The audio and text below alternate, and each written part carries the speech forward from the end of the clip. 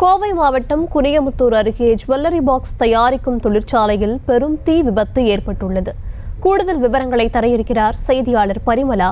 வணக்கம் பரிமளா, இந்த தீ விபத்து தொடர்பான விவரங்களை வழங்கலாம். வணக்கம் தர்ஷினி. கோவை குனியமுத்தூர் அருகே இருக்கக்கூடிய மைல்கல் அறிவொளி நகர் பகுதியில் பயங்கர தீ விபத்தானது ஏற்பட்டிருக்கிறது.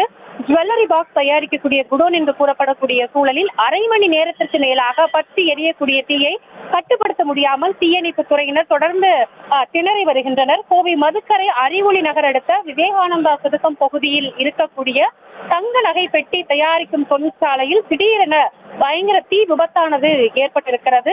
தகவல் அறிந்து கோவை புதூர் தீயணைப்பு துறையினர் தீயை அணைக்கக்கூடிய பணியில் ஈடுபட்டு வந்திருக்கின்றனர். இந்த தொழிற்சாலையில் கிட்டத்தட்ட இன்று 50க்கும் மேற்பட்ட தொழிலாளர்களும் பணியாற்றி வந்தது குறிப்பிடத்தக்கது. சம்பவ இடத்தில் தீயணைப்பு துறையினர் தீயை அணைக்கக்கூடிய முயற்சியில் ஈடுபட்டிருக்கக்கூடிய சூழலில் குடோன் முழுவதுமாகவே தீ பரவியதால் தீயை கட்டுப்படுத்த முடியாமல் தொடர்ந்து தீயணைப்பு துறையினர் திணறி வருகின்றனர். மின்கசிவு காரணமாக இந்த தீ விபத்தானது ஏற்பட்டிருக்கலாம் எனவும் அதே போல சமையல் சிலிண்டர் பயன்பாட்டில் இருந்ததாகவும் கூறப்படுகிறது.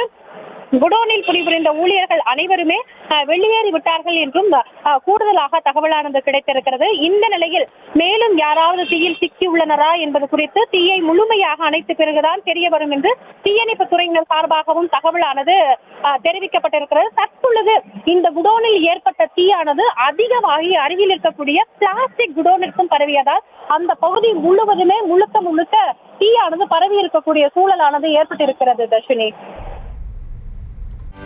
செய்திகளை உடனுக்குடனும் துல்லியமாகவும் தெரிந்து கொள்ள சப்ஸ்கிரைப் பண்ணுங்க.